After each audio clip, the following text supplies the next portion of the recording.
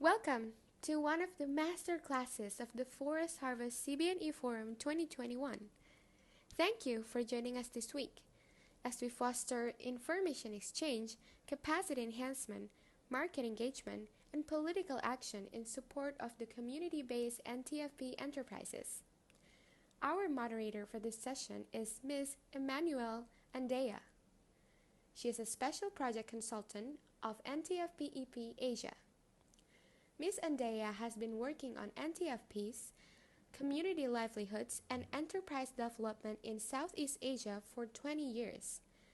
She conceptualized various key projects of NTFP-EP and co-established its marketing arms, including the Custom-Made Craft Center in the Philippines and Nature Wild in Cambodia. Please welcome Ms. Andea. Hello, everyone. Good afternoon and welcome to this masterclass on CBNE Adapting to Change and COVID. Before we start, I would like to ask each interpreter to invite their listeners to their respective channel. So if you are not yet in your channel, please click on the interpretation button below and choose your language. So we will translate to Filipino, Bahasa Indonesia, Khmer, Vietnamese, Tagalog, Thai, and Bisaya. For Bisaya, click Japanese, and for Nepali, click Chinese. You may mute or unmute the original speaker, and please note that we will be recording this session. So enterprises that succeed are those that adapt to change. Many of the CBNEs had to face and cope with a lot of changes in the past year and a half because of COVID. In this masterclass, we will hear from experienced CBNEs on how they are managing their business in this pandemic, particularly in marketing and sustaining sales. Our invited guests will discuss new ways to market, the technologies that they had to learn quickly, and how they are adapting to the effects, not just of COVID-19, but also of climate change on their resources and businesses. So before we hear from our community enterprises, I would like to call on Mr. Martin Graymans, Senior Program Officer for Private Sector Engagement and Enterprising Communities at RECOFT. He has been working on program development in the forest product sector in Southeast Asia for 25 years. Mr. Grayman coordinates participatory research and capacity development initiatives on forest products, value chains for community-based enterprise development, and community private sector partnerships. Today, he will share with us the impact of COVID-19 on community forest-based livelihoods and resources based on a study that RECOFT conducted together with the FAO. Welcome, Martin. Thank you, Nola. Good morning, good afternoon, everybody. This is Martin from RECOFT, based in Bangkok, working from home as many others as well. Will the presentation be shared on the screen? Yes, it will now be shared. Okay, thank you. So yes, RECOFT has been, let me first quickly go to the next slide and explain a little bit about RECOFT. Maybe some of you know, maybe you don't. Basically, RECOFT is a regional community forestry training center. We have gone through a few name changes, but that's what the acronym stands for. We work in 7 countries, as you can see on this map. And we believe in a future whereby people, local people in particular, live equitably and sustainably with local forests. My slide has gone. This slide is gone. Elena, can we have the slide of RECOFT back, please? Okay, next slide, next slide. Okay, thanks. So quickly about community forestry. I think most of us know what community forestry means. It may be understood with different terms, community forestry, village forestry, social forestry, etc., etc. But basically, what we consider is the approach is to empower people to manage, protect, and benefit from the local forest. Next slide. So this research RICOF has conducted together with FAO has been carried out last year in 2020 and is consisting of 2 phases. I'm talking about the first phase here. The initial research or survey was carried out in the 7 countries, as I showed on the map earlier.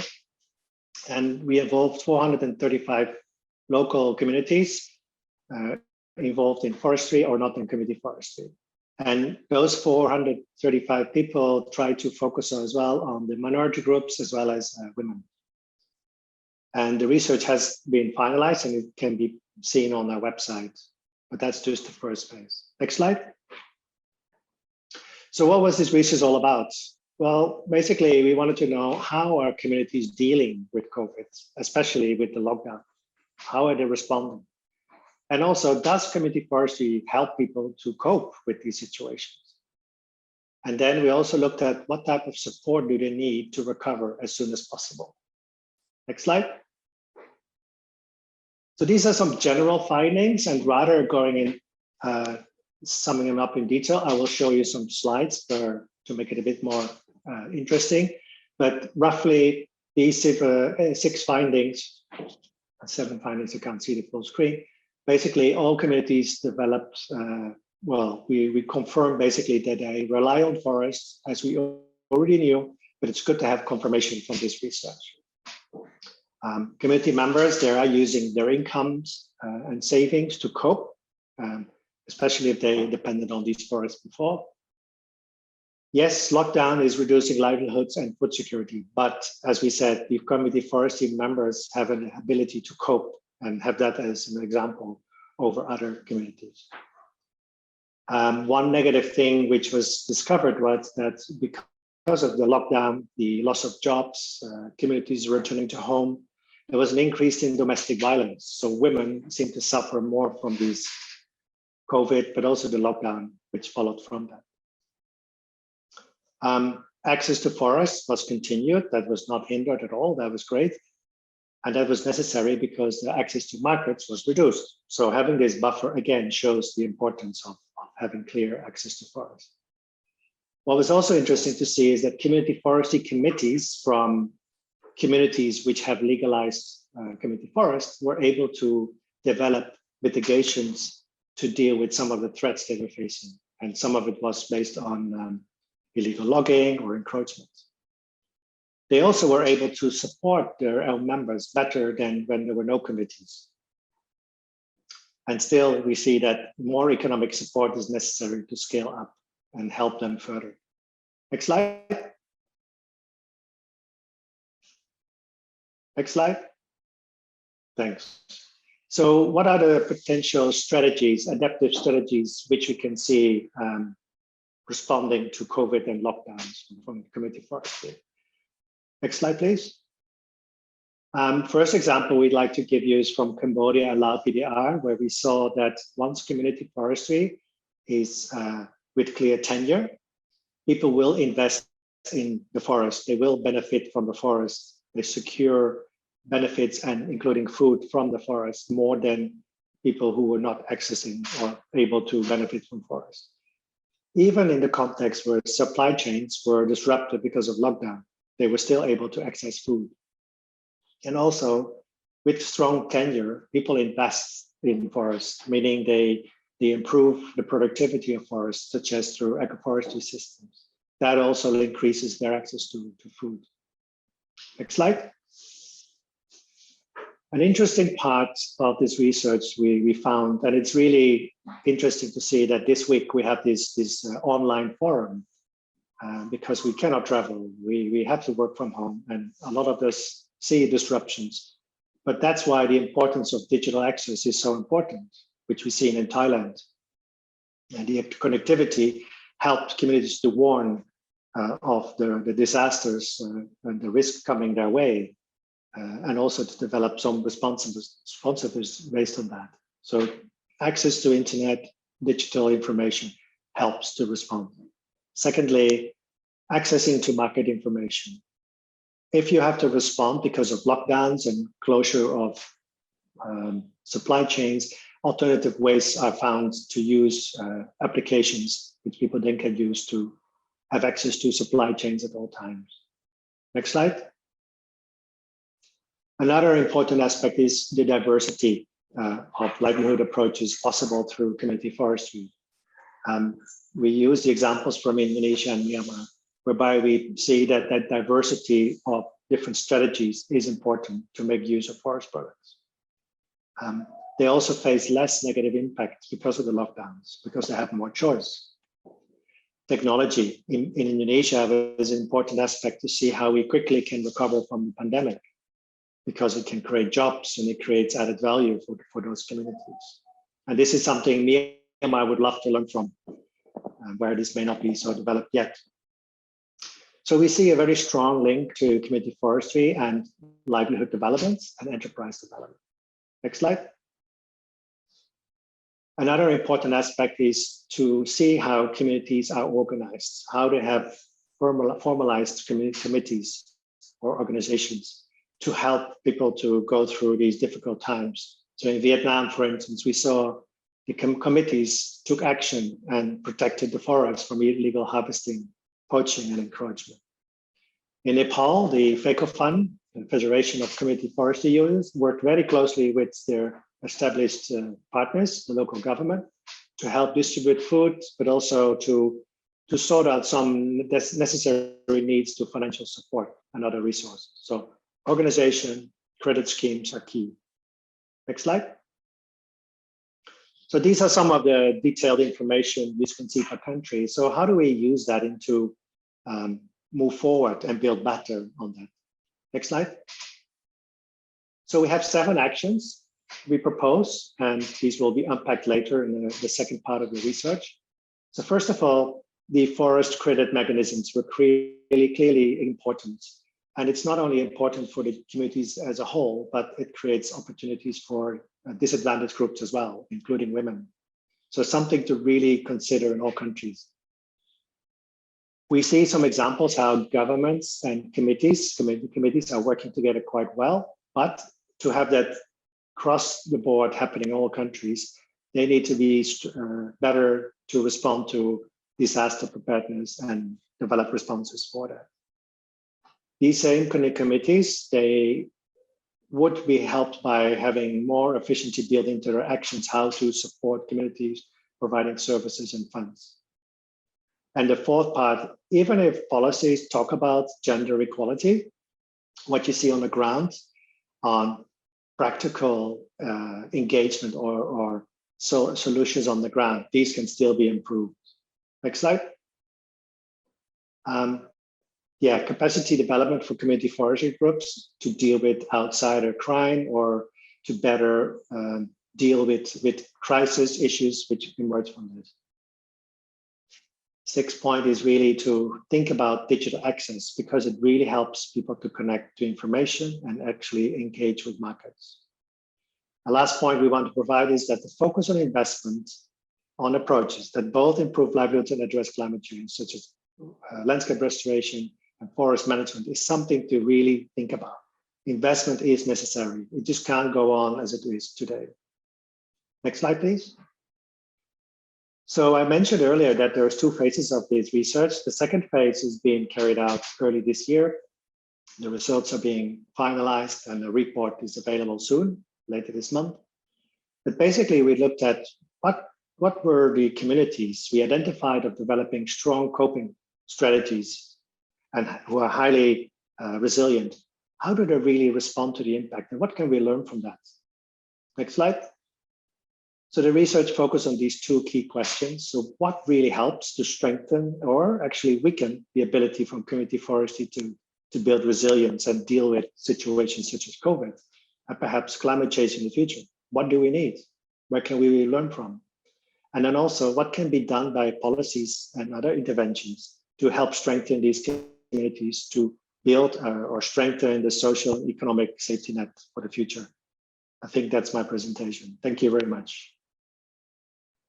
Thank you very much, Martin, for giving us that context. A key message we heard from you is that community forestry, diversity of livelihoods combined with digital access, technology and networks and partners and economic support have helped and will help communities to cope during this pandemic.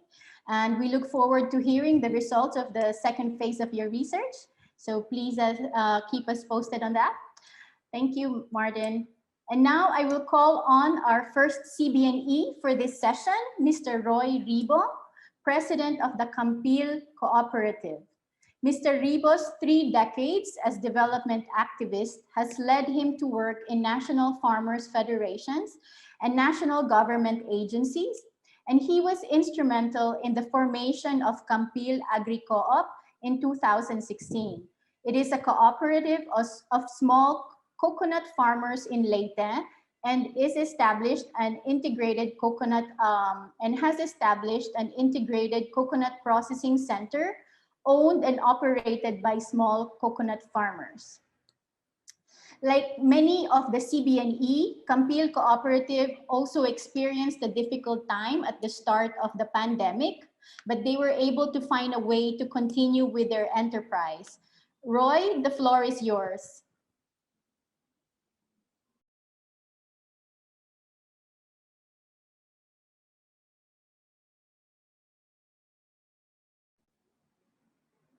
Roy, and Elena, can we request for the presentation of Mr. Ribo, please? Thank you.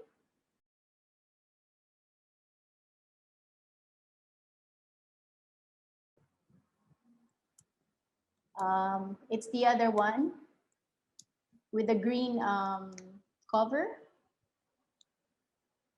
Yes, thank you.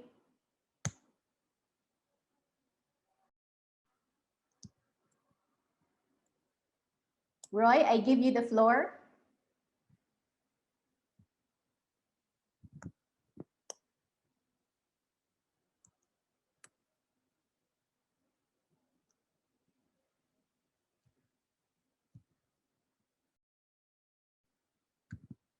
Can we check if Roy is here? I just saw him earlier. Okay, so yes, I'm here. I'm sorry. No worries. It's understandable. The internet here suddenly dropped. I have a 50 Mbps already, but it suddenly got dropped. Okay, no worries. The floor is yours, Roy. Thank you.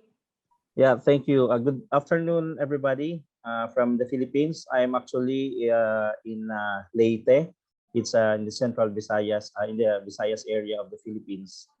I'm in one of the big islands here.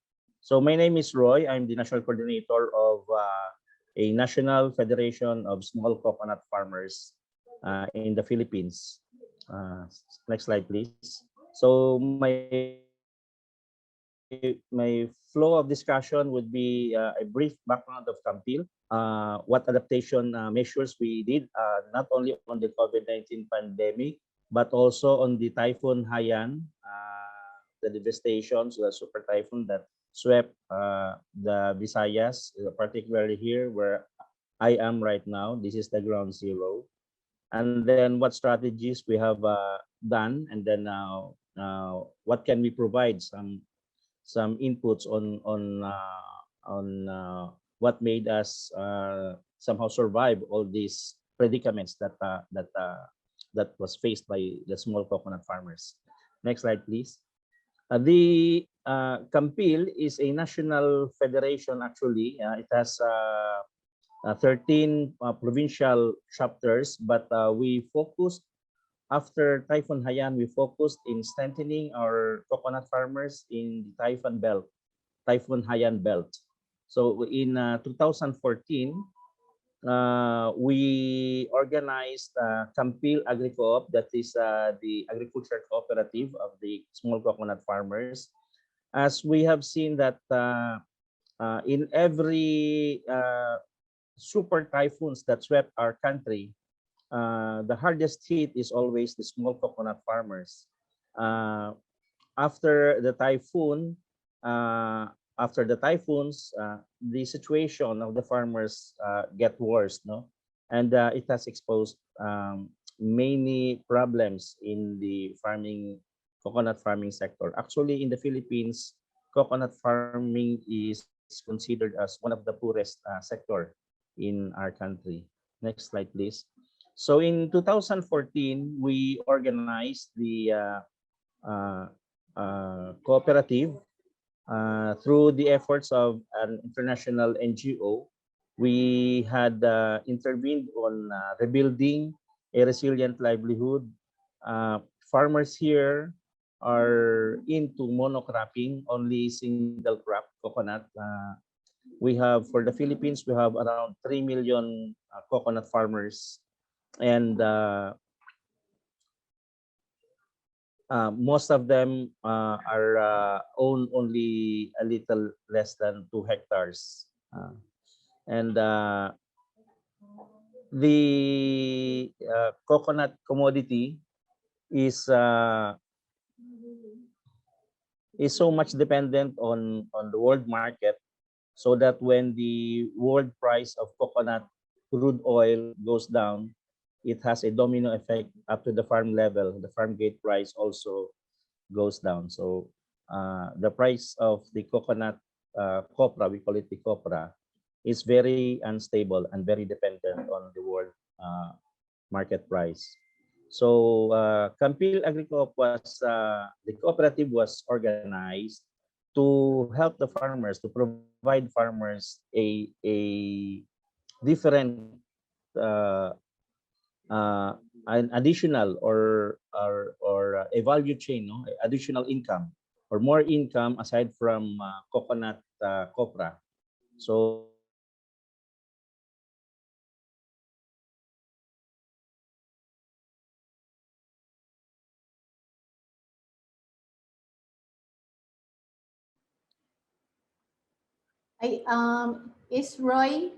Did Roy drop?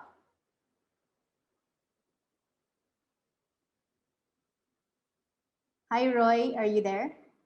Yeah, I think Roy dropped again. So let's wait for a bit for him to reconnect.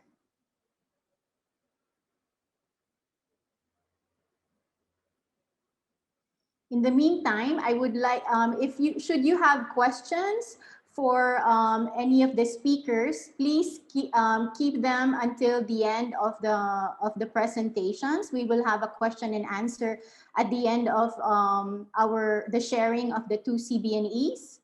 And so please compile your questions so that we will look at them afterwards. So I also want to take this opportunity to check our participants in the different channels. Are you doing well? If you're doing well and hearing the all the translation very well, kindly put the thumb up sign if you can, just so we know that you are hearing the translation very well and following the presentations. That's right. There is a typhoon going on right now in the Visayas, so he might be having some trouble connecting. All right. Okay, he's back. Welcome back, Roy. So can we have the slides of Roy back, please? yeah, please. Yeah. So we're now. Yeah, let me continue. Pardon the internet providers here in our country. It's really terrible.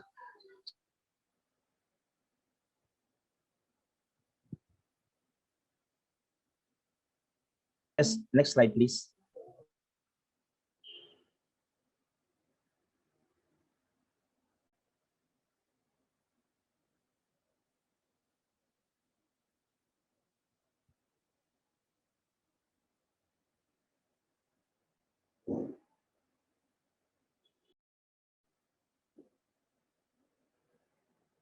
Roy?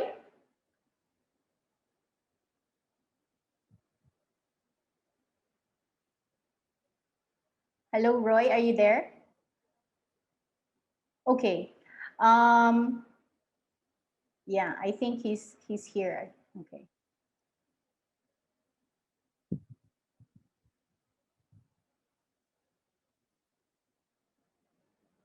Hi, Roy. I just saw that you connected again.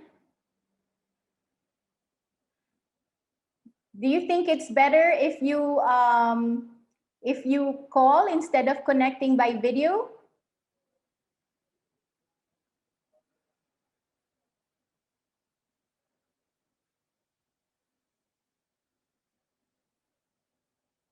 Roy? All right. So maybe as we wait for Roy to reconnect and find a solution so that he can have a better connection, can I invite Justin to start with his presentation and start telling us about how their organization or community enterprise Adimalay was able to cope in the last 1.5 years. Okay. So Justin is the CEO of Adimalay Pashangudinar, sorry if I mispronounced that, Producer Company Limited. And Justin has been working with Adimalay for almost 5 years, leading the work in developing a better relationship with the tribal communities in the Nilgiris Biosphere Reserve and ensuring sustainable harvesting of NTFPs. His work includes procurement, value addition, and marketing. So let's all welcome Justin. Justin, the floor is yours.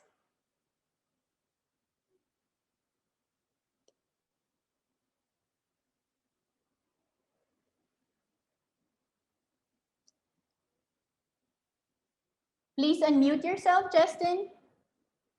Yeah, I think, am I audible now? Okay, yes, now yes. Okay.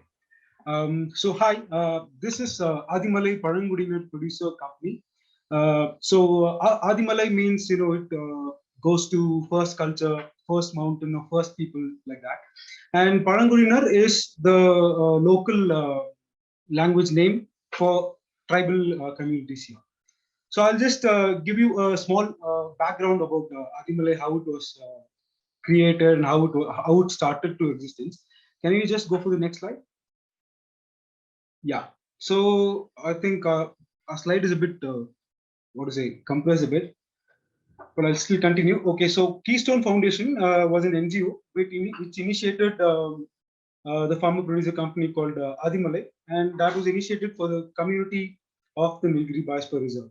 So they had a lot of produce which they were not able to get into the market, and that is when we had an intervention with the community. So we started helping them on how to sustainably harvest the produce and also to generate employment through value addition of the produce, and thereby we can get the product a better shelf life, and then we can also make the product a bit more aesthetic so that there's more customers to buy your produce. That will also give you and continued employment. So that is the main motto of Adimalay. And then the other thing that we were focusing on was a better price for all the raw materials that the community people were having. So that is the main concept behind Adimalay. So next slide, please.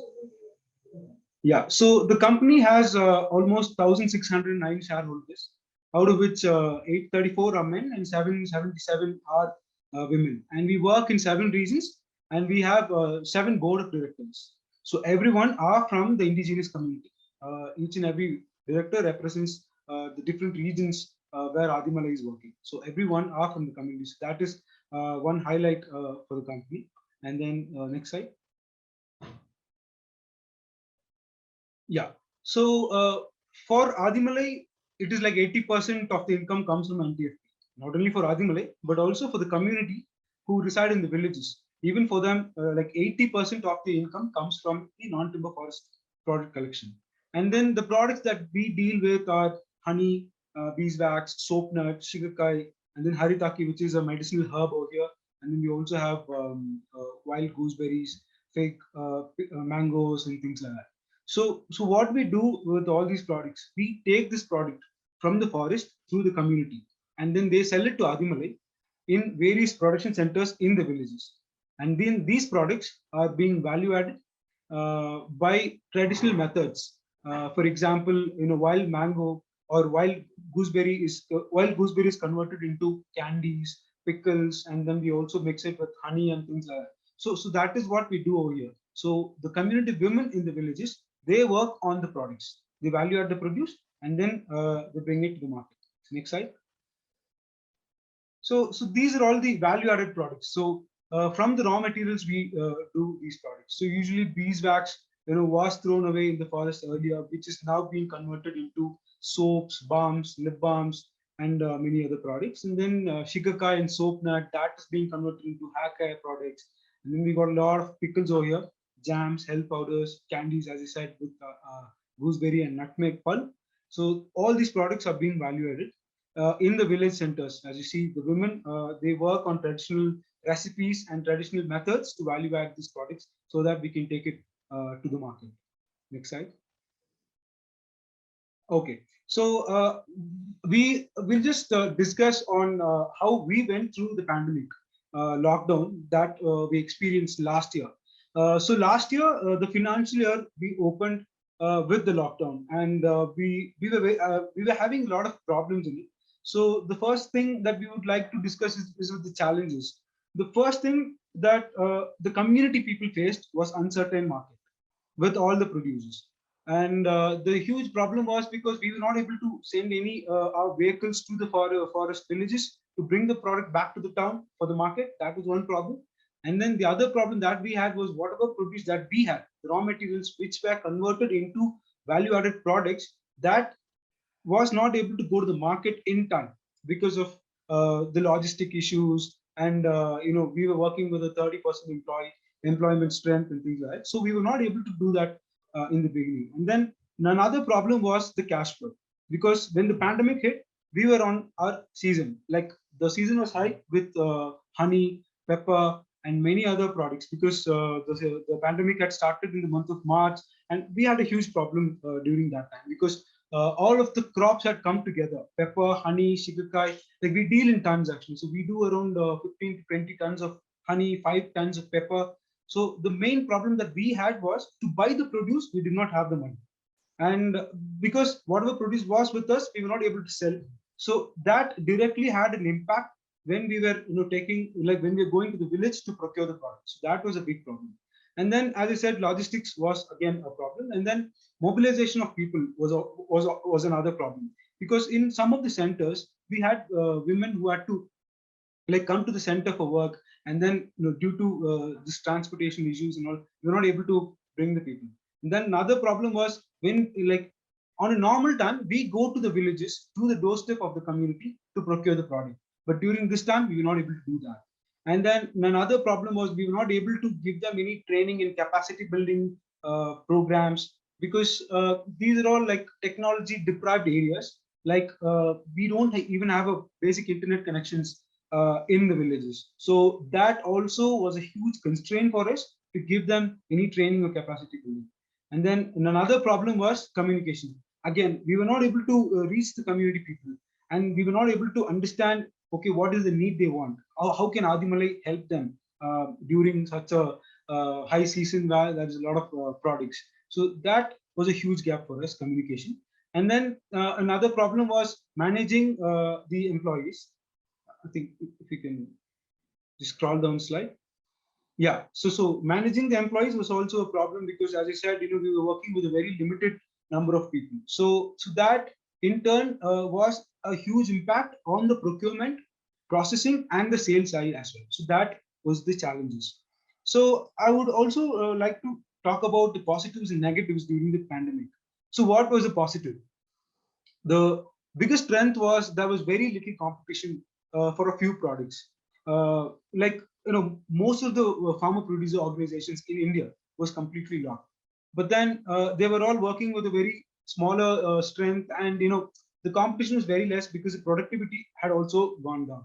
But a few products that we were able to do, like beeswax wrap, that was one product that the community were doing in their own houses, because they didn't have to come to the office, they didn't have to go to the production centers, they were just doing it in the houses. So we were just putting up a plan where we can go and pick up the product on a weekly basis, and we just gotten it to the market. So that actually gave them a lot of employment in the beginning. And then another thing was during the pandemic, there was a huge demand for essentials like soaps, hand washes, and things like so that was also a big opening for us, because as a company that makes beeswax soap in the villages, we were able to do that as well. So that gave us a good leverage in the market. And then I would say increased local consumption, because usually the products that we produce usually goes to markets outside our region. It goes to supermarkets, to superstores, but then I think this pandemic also gave the community a lesson where they were able to increase their consumption, because the staple food for the community here is the millets. But in the past decade, the consumption of millets from the community side had declined on a huge graph. But then during the last year, what happened? Since they were not able to go to the market, to the town, which is completely impossible, they started going back to their roots, where they started consuming their own millets. And I think that was a very good thing that happened in the communities, because they were going back to their roots. They were able to consume their own food. So that was a very good thing that happened. And then for a few produce, we had better market price in the local markets itself, like for soaps, for lip balms, and things like that, and also for spices. The local market price was also very good. And then, as I said, the health product demand was also starting to increase, because for the past 2 years, I think we were looking into products that could improve our immunity. And there is a couple of products that we have, like spiced honey, and then honey itself is a health product. And then we also have health powders like gooseberry powder, haritaki, and things like that. So those powders were having a bigger demand. So that was one positive. And then the negatives, I would say the operational cost started increasing, because the transportation was very difficult for us. Sometimes we were like we were not supposed to go from this district to another district, but then one of our production center was in another district. So we were not supposed to go to that district. So what we did is, so this is just an example. So we were standing in the check post, like the person from that district did not cross this side, and we did not cross that side. We just took the product through the check post. So those kind of difficulties we had. And the other problems was the transportation cost started increasing, because the vehicle that we were able to send, we need government permissions for the vehicle. So a bigger quantity might not be like a small vehicle cannot go for a big quantity, but we had a very small vehicle. So like that, the operation cost started increasing. And the other problem was non-availability of processing materials. The raw material was available. Yes, indeed, it is in the village. We got a lot of raw material, but then the products to pack it was deprived. So that was one thing. And then, as I said, doorstep we were procuring, that was also kind of stopped. And then another big hit that we had was we worked with a lot of small-time retailers. So those people, they were not able to run their shops during the pandemic, and then they permanently closed. Even today they haven't opened. So that was a big negative. Next slide. So what did we do? How did we approach? So what we did was we stopped going to the households to procure products. Instead, we put a procurement points in the villages, where the community themselves, they can take the product to that particular point and then drop the product, and then they get the money. So that was one thing. And then the primary processing was set up in villages. As I said, so we had started some production work in their houses itself instead of going to the production center. And so that also decreased the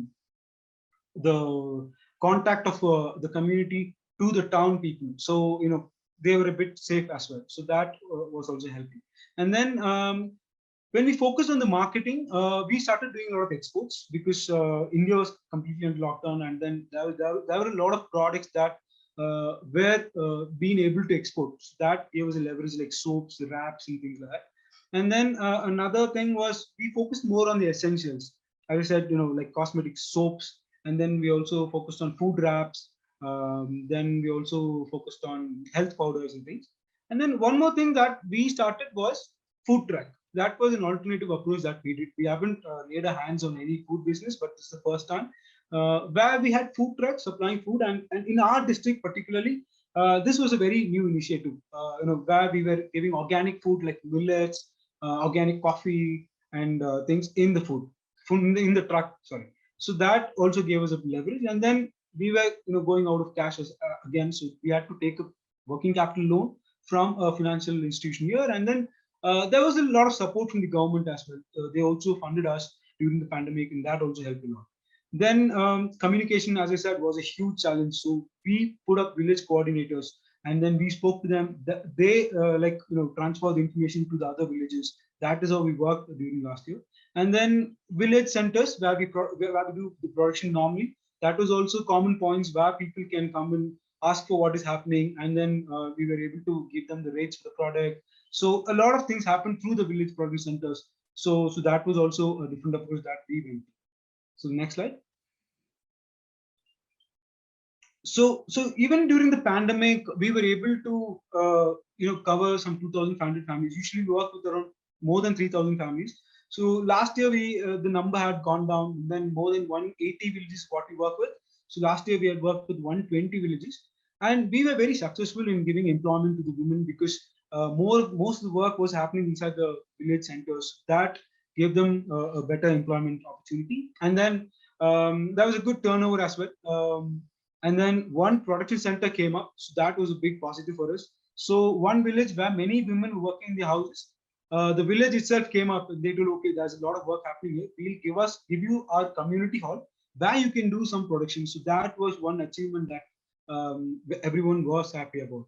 And then we were also putting up a new millet processing facility from some funds that came in from the government. So that is also giving additional employment in that particular village. Next slide.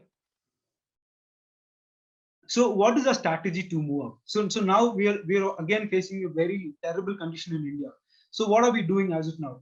So our new strategies is putting more procurement hubs in the villages. So we cover most of the people in most of the villages. So that is one thing. And then liquidation of products. That is what we've been doing whenever the lockdown gets down a little bit. When the restrictions are less, we move a lot of products. So that is one way where we can increase the revenue and also have a constant cash flow. And then the production process, we have to improve is completely the processes, the methods that we were following until last year, we had to change it a bit. And then technical advancement is something, as I said, we are putting in new millet processing machines where you can reduce the time lead in processing the millets so that you take the product directly to the market in a very small time. So that is something that we did. And then we are planning putting strategies for the next 3 months. And we're also reviewing it constantly. So because the time is continuously changing, the rules and regulations here, it's going havoc. So you don't know how, what is going to happen tomorrow. So what we do is we keep changing the plans and strategies according to the situation that is going on in the country. And then we're constantly looking for new markets, to export markets. So what is happening is the burden of us doing the marketing in local place where lockdown is going on is also decreasing. So that is one way to move forward with that. Next slide.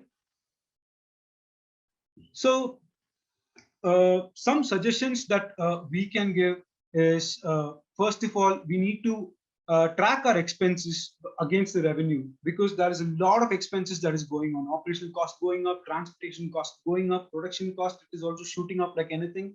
So it is of utmost importance for the businesses to always conduct a proper assessment of the fixed and variable expenses, so that we always make sure the company is in a good situation. So that is something that we have to keep on checking.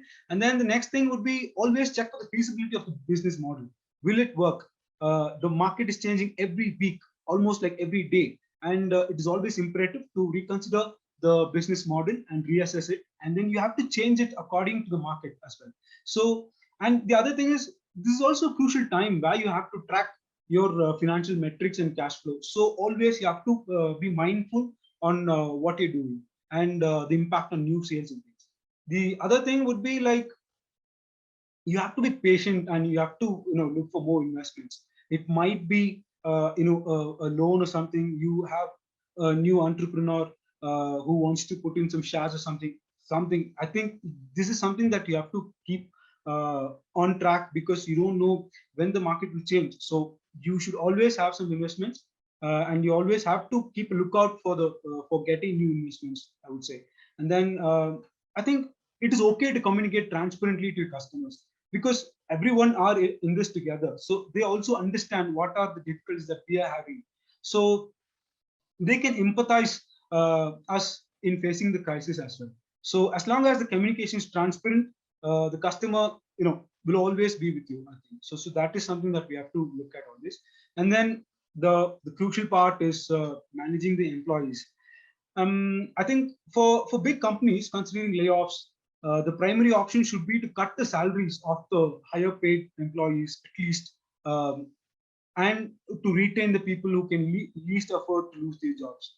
So this is a hard decision, but I think we have to do it with compassion, look out for government directives, and offer extra compensation as and when required. Such implementation should be carried out only once and not in stages. So this is something that we have to do, and we always consult with our investors, our external experts, if you can have someone, and then how to do communication, right form of communication with the stakeholders, and most importantly the customers and the employees.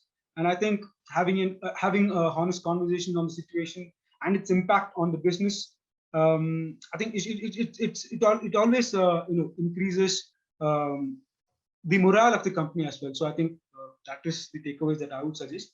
And yeah, I'm done. Thank you. So I can take questions. Yeah.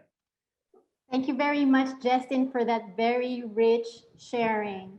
Some of the key strategies we heard from you are improvisation and adaptation of production and supply chain systems, adapting technically, exploring new markets and products, looking at essential products, and looking especially at local products for local markets.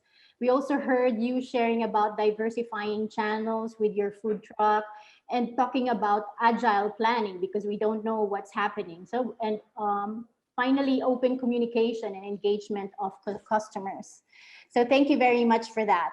Now we have Roy back. So he left off sharing how KAMMPIL had to adjust and respond to the super typhoons that left their sector devastated. So can we have the slides of Roy back? And Roy, I give you the floor. Are you there?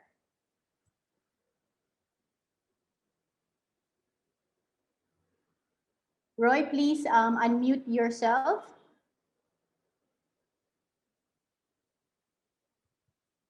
I hope Roy is here, because I was just chatting. Yes, okay. Okay, great. Yeah, okay. I'm sorry. So let me just continue. Thank you, Justin, for the great presentation. For KAMMPIL, so we started the cooperative of small coconut farmers in 2016. With a very small amount from our small coconut farmers, contributing to the capital investment of the organization. And we also got money to set up building and buy equipments from our from a development partner, that provide us the building and the processing equipment. We wanted to do value adding of coconut. So because farmers here in the Philippines are used to produce only copra, the smoke dried copra, and it's a very low value. So now we want them to engage on value addition. This is our intervention in building up better the coconut industry, starting in Leyte, to start from Leyte. I will just close my video so that it won't interfere with the signal. Okay, so next slide, please. So what we did, what we have is we produce desiccated coconut. Next slide, please. Next slide, please. Yeah. So we produce desiccated coconut. We have employed more than 20 workers, sons and daughters of our small coconut farmers into this processing plant. So we produce desiccated coconut, we buy whole nut with a higher price, no, farm gate price from our members, no, from our members. So we could provide immediately additional income to the members. Then we process it and we sell it to one exporter that is near in our area.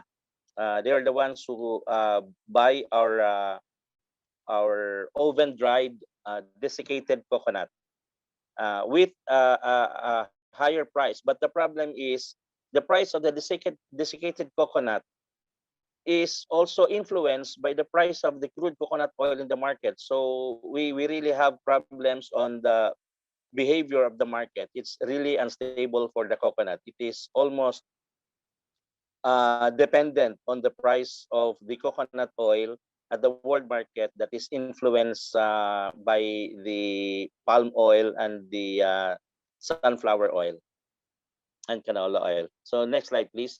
But we have earned, because we also, from this doing this desiccated coconut, we produce this kind of coconut. We have also produced coconut sugar, but this got some problems later on because of the quality of the coconut sap.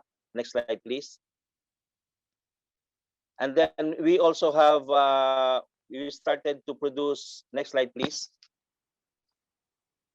Aside from the desiccated coconut and from the cocoa sugar, we also sell the coconut shells, the byproducts, and then another slide, please.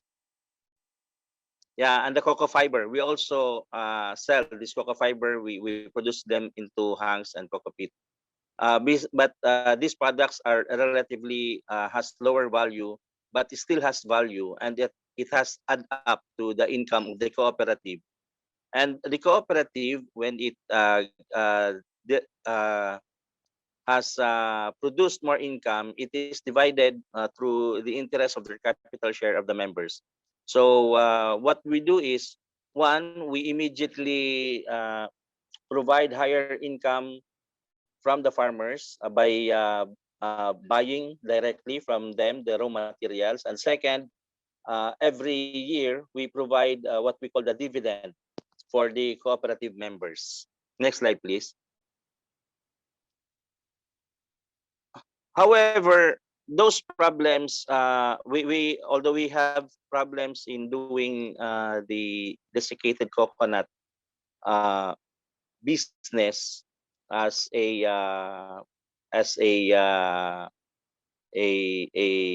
to address the problems during typhoons and the monocropping of the farmers. But then pandemic came, and it has almost it has almost made our cooperative stop the operation. And movement of the persons were restricted. Even our farmers in different barangays, they cannot supply us. Even in other areas, they cannot even supply their own local traders.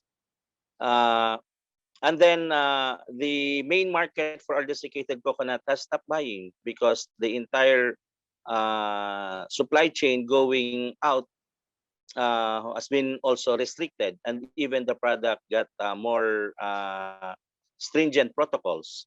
Then our processing facility also stopped, so there is no work for our farmers. There's no work for our workers, so there was no income.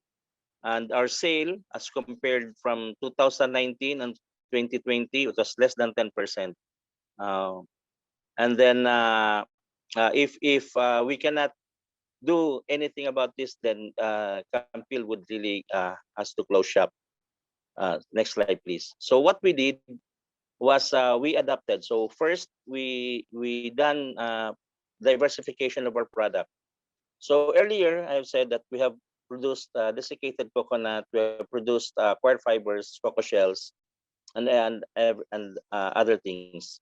So in product diversification, what we did was that since the desiccated coconut buyer has stopped buying, so we created, established new markets that does not require huge volume, smaller volume, actually very minimal volume, but has a higher price, no?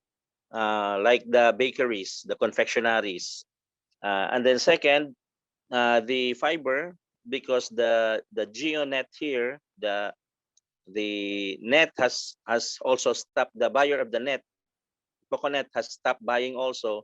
So we diversified from doing the geonet. We produce the poles, what we call the coir poles, and the plant liners or the geopaths. And it has also been surprising for us because there are lots of many families who, because of the lockdown, they stay at home. They want to do planting, small planting of different types of even grasses that produces flowers or different colors. So they were the ones who are buying from us these geopaths and the geonets. So those who were affected by the lockdowns, who are in the middle income families, are the ones buying from us. And then also because of the problem on the production and supply of the coconut, we have promoted from our members to provide us other product from coconut, like the coconut sap vinegar. So we have started, and also it has gained us bigger great income during this pandemic, the sale of the coconut sap vinegar that is pasteurized, no? And then the intercropping, it was we need to intercrop. We cannot rely solely on coconut and diversify the product of coconut. There are lots of unutilized lands underneath the coconut. So we started our farmers, because we clustered them. We have rolled out a volume production of vegetables. And we told them that you will not have problems on the market, because that would be the usual problem, because the organization, the cooperative, will be the ones to buy from them. And it will be the cooperative who will sell it to the institutional buyers. Next slide, please. Then we also involve our members in problematizing, in troubleshooting, and involve them in most of the decision making on what to do. And then so during the pandemic, even we had hard times on communication. We would use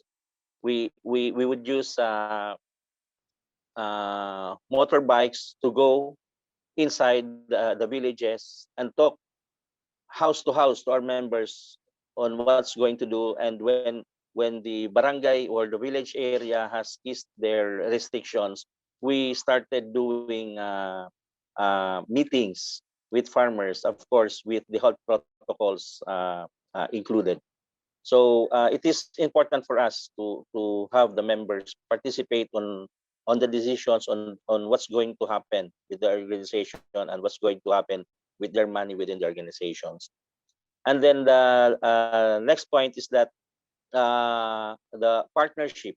We have to build, we build partnership with governments, private sectors, and even the suppliers, the members, no? So we have even the local government, the host, the area, the local government where we are located. No? We involved with them. We provided them anti-COVID safety gears, alcohols, etc., and build a partnership with them. Also with the municipal and provincial and even the national government, and also build partnership with the markets. Next slide, please.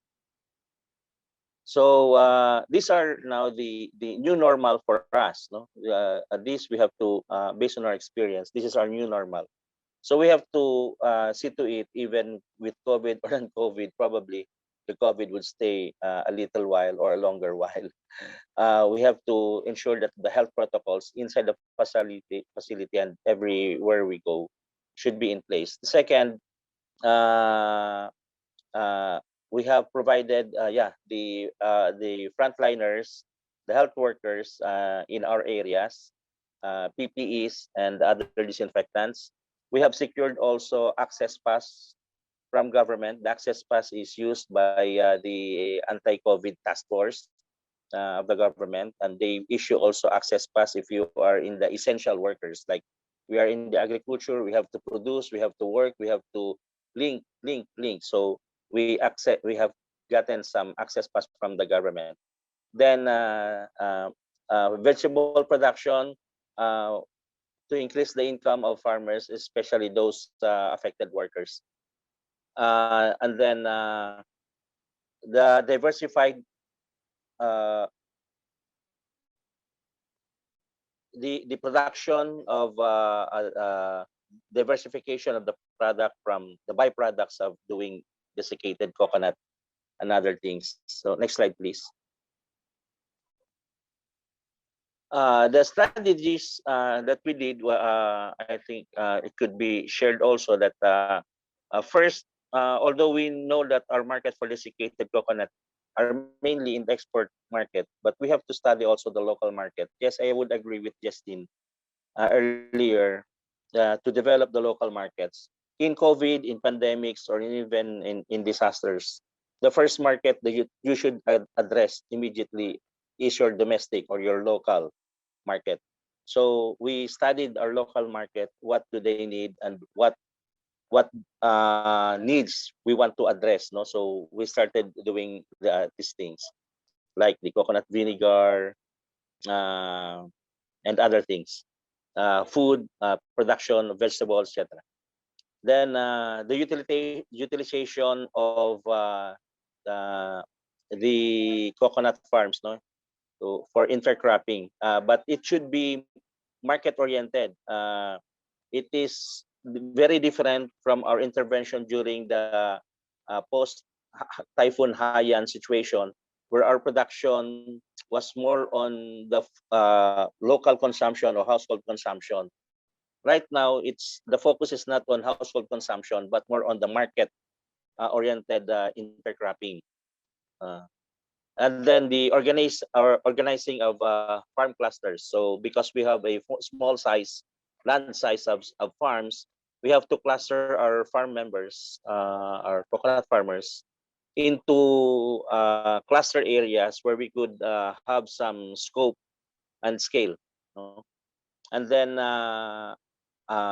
engaging our members to value chain processes, and these value chain processes is like providing the members at the village level, because we have decentralized some of the operations from the facility towards the to the villages, no, for them to earn extra money, and we at the cooperative level will buy these products that they will be producing, and the KAMMPIL, the cooperative, will provide everything of the raw materials that they will be doing, and then the finished product we will also be the ones to get it and package it to sell at the market. And then the important is the establishment of the producer, public, and private partnership through to an agreement, no? And then what we did not what is called this what we did continually before up to now is the lobbying and advocacy, telling government to help micro and startup cooperatives. Next slide, please. So what we see as the key factors of our success, number one is persistency. Be persistent. Be the spark, no? For us, we were tempted many times to fold up because it was so difficult for us to maintain this kind of enterprise in a very, very harsh environment climate and the market environment.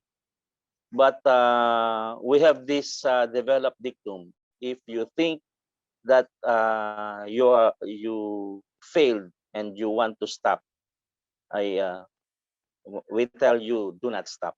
No, and when you feel that everything that you have done has failed and you want to stop, we tell them again, do not stop. No, and then the ability to adapt. No, you just don't stop there. You just continue and provide this good governance and management. Be transparent, strong partnerships. We underline this, that we should build strong partnerships, and then knowing the pain of your market, what needs do you want to address, and be relevant to your cooperative enterprise and to your members, meaning our members should benefit from what the cooperative is doing so that they could participate more actively and grow the cooperative better. Yeah, and then lobby for support from the government. So that's it. So thank you very much. This is all my presentation. Good afternoon. Thank you very much, Roy. We're glad that you were able to connect and be able to share that rich, again, very rich sharing. And I'm sure our audience would like to know more. So we open the floor for the questions, and many of you already wrote some questions on the chat. So I will go to them immediately so that we can cover more questions.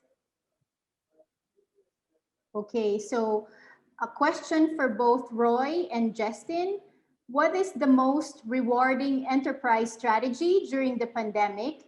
And based on your experience, what value is or most helpful for the enterprise in navigating the pandemic? Would like to answer first, Justin? Yeah, sure. Okay. First of all, it was a very good presentation from Roy. Thank you so much. And with the question, the most rewarding enterprise strategy, I think like we need to be more patient, and I think hoping for the good, as Roy told.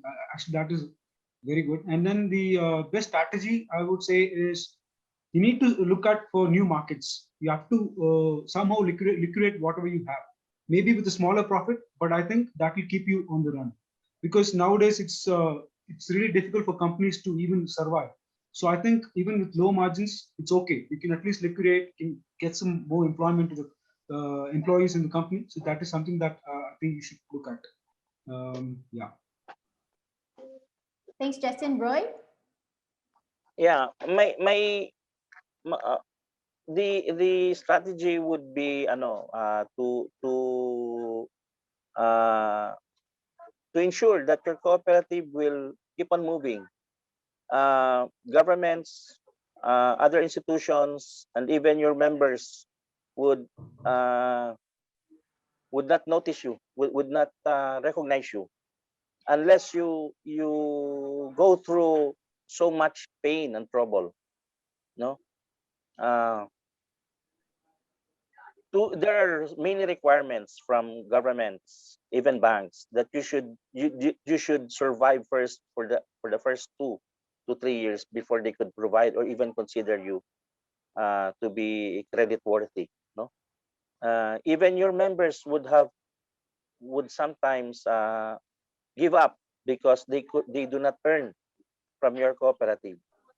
But if we continue, if we continue looking for answers, looking for to adapt new situations, and really address, or there was you show, you would show your persistency. You would show that even despite of the problems that the cooperative, you are still there. You're still continuing what you want to achieve as a cooperative, as what your organization is envisioning for. I think one of this would be the best. This would be the best testament. The best strategy is to show them that the cooperative, the church cooperative, uh, uh, will survive any kind of changes, any type of environment, no? Because you have the ability to adapt to those changes.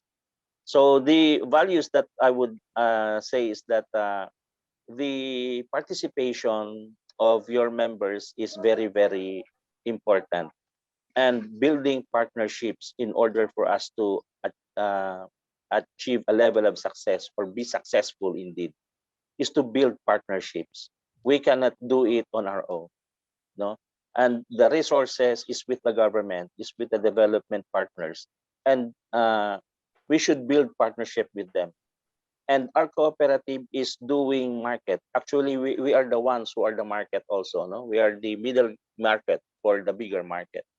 So we build partnerships also with the larger market. I think this should be embedded in all enterprises, small or cooperative enterprises. Thank you very much, Roy. What about you, Martin? Based on the research that you did, is there any particular strategy that was how do you say you would say rewarding for the communities? I'm speaking on behalf, so it's a bit scary, you know. But what strikes me is how people come together in times of difficulties. They depend more on each other because the disconnect from the markets was there. The support from government may not always be forthcoming, although certain governments were quite supportive. So I think it seems that a lot of the CBNEs have to go back to basics. Why are they established? Why are they in the first place? What are the financial foundations of why they want to engage in this? I think in Thailand also a lot of youth went home to work. Let's say, give the example of this Sech, Krajut in Thai language. It's where the handicraft products are made from. A lot of the staff working in the tourism sector, they had to go home, especially young ladies who had to go home to their parents' villages, and they started to work with their parents to develop these products. So they went back to basics. They become more united again, and they were helping each other and could cope actually, which is great to see. And part of that was also to see the youth not benefiting, but able to respond to the digital area we live in. I think that's also quite important. I mean, the older generation who find it difficult to connect maybe in this event, but also in selling products on digital platforms, the youth are very important to become part of that. So this is some personal observations that I've seen as well in the field. Thank you.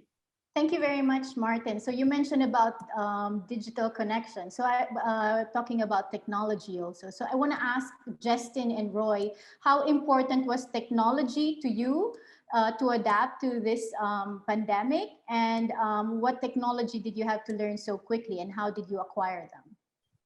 Justin? Yeah. So the technology plays a very crucial part, when it comes to production, because we might talk about handmade things like that, but in a time like this, when you want to do a lot of things in a very small, very little time, then I think technology plays a very crucial role.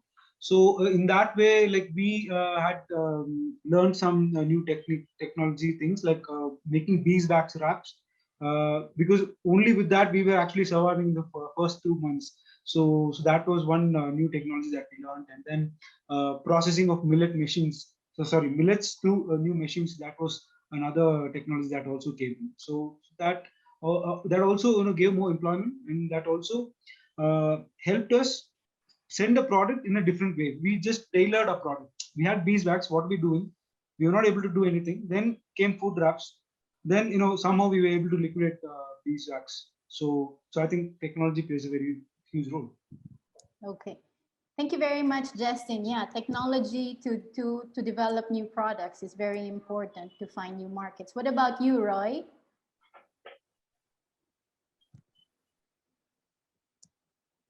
Roy?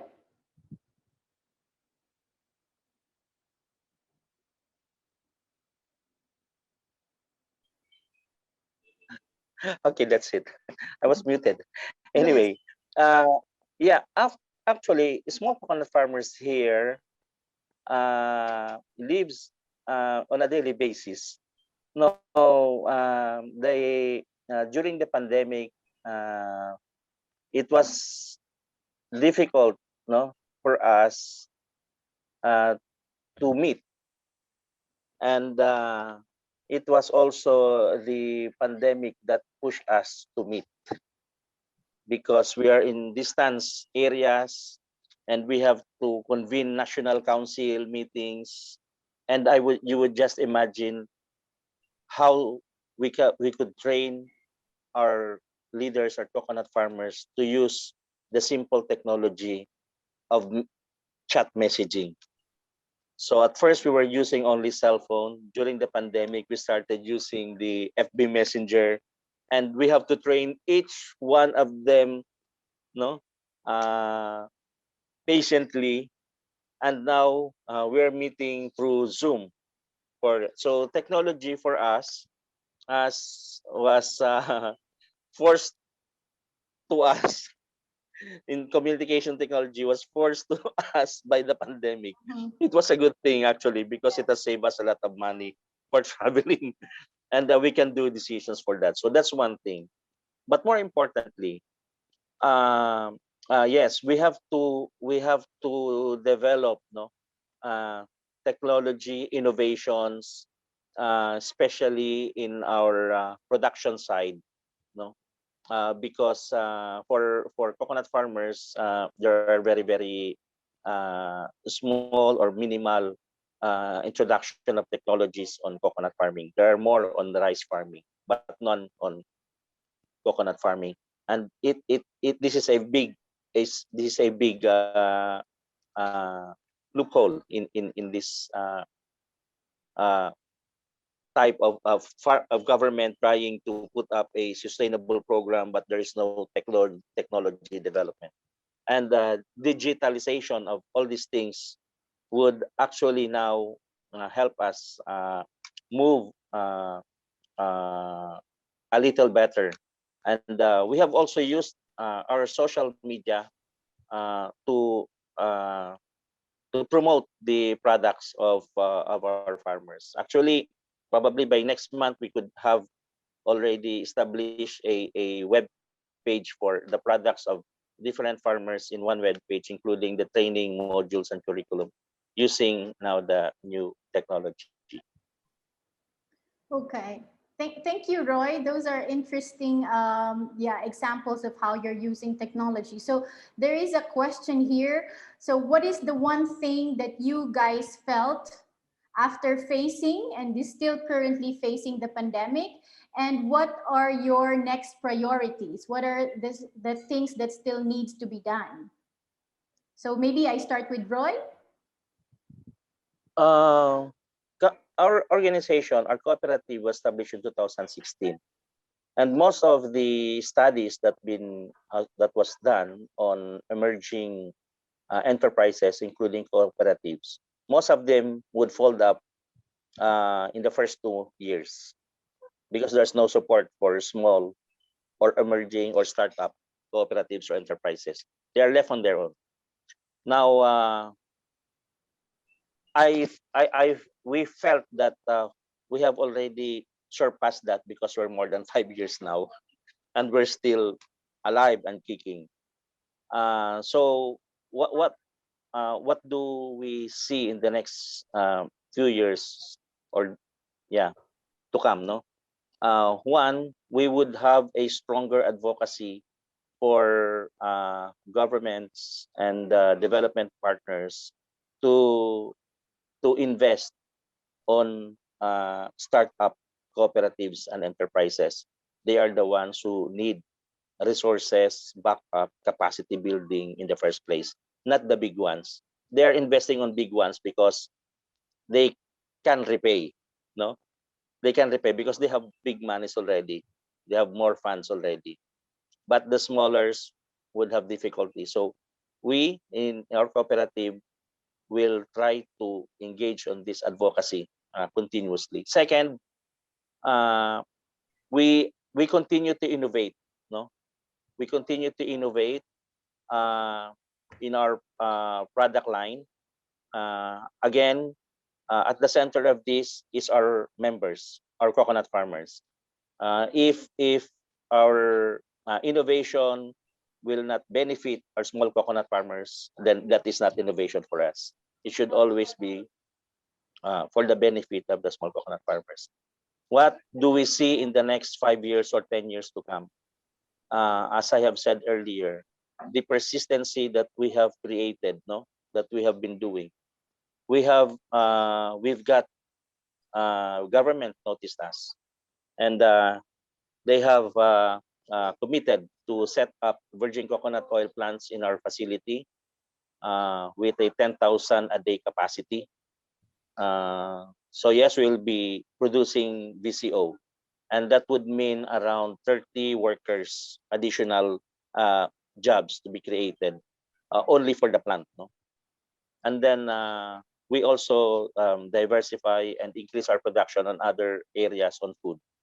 So, and then we have also support from other agencies to make our income generation more stable. No, yes, we need to strengthen, or we have to capacitate more our management capacity. We are farmers. We wanted to believe that we can be managers too, if given the proper training. No? All right. But we can hire probably a true manager that can manage the business.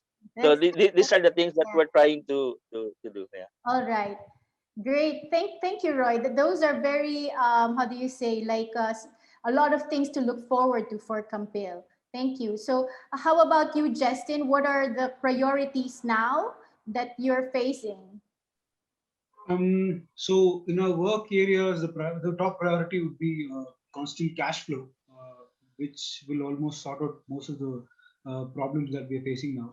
And then the other thing would be to diversify our products, and also to look at innovative approach on every process that we do, starting from procurement, production to marketing. We have to be innovative, and we have to be market ready as well. We have to look for new markets, and I think that is something that we have to take up as a priority in the coming years. All right. Okay. Thank you very much, Justin. So we only have 3 minutes left, and to close, I think there was one question. No? So they find that maybe KAMMPIL or Adimalay are already very big community enterprises and may have already a lot of experience. So to close, or your closing statement, maybe just one very short advice to these CBNEs who are just starting and already facing this pandemic. And so what advice can you give them so that they can move forward? Justin? I think we have to be patient and strong, and we just survive now, and then we can revive again. So yeah, that is my statement. All right. Thank you very much. Short and sweet. What about you, Roy? KAMMPIL is a micro cooperative. We are not small, we are not large, we're micro. When we say micro, our asset is very low. It's very small, no? It's because the characteristic of our coconut farmers have very, very limited funds, no? And then what we need to do is to be persistent, no? Be the spark. This is my advice. Be the spark, never give up. If you think you're failing and you want to give up, do not give up. You have to be persistent. Okay, thank you very much, Roy. Yeah, don't stop.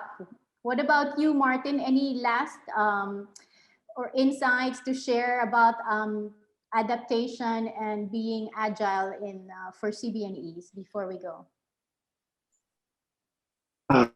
So we are a supporting agency, so it's difficult to speak on the behalf, but I think we have to play a different role, and helping with connectivity, how to link to other stakeholders, how to help link to this modern technology of the digital age. That's definitely something we need to think about. And if we can play a role in strengthening partnerships, I think that's also something to look at, and to ensure that these processes in the background are done fairly and effectively. All right, thank you very much, Martin. That's a very good introduction, an invitation to your coaching clinic tomorrow on developing partnerships. So please make sure that you have noted down the schedule for 10:30 tomorrow Manila time, coaching clinic on developing partnerships. So before we all go, there is a poll in front of you. Please click in your answer. So thank you very much to all our speakers, Roy, who connected from Leyte, and Justin, who connected from India. Thank you very much. And of course, Martin, for your introduction. Thank you very much. So that's all that we have. And thank you to the audience who stayed with us. And sorry to those whose questions we were not able to answer. That is all. And please continue to watch the next session of the Forest Harvest CBNE Forum 2021. Stay with us until Saturday. Bye, everyone. Bye, Justin. Bye, Roy. Bye. Bye, Martin. Thank you.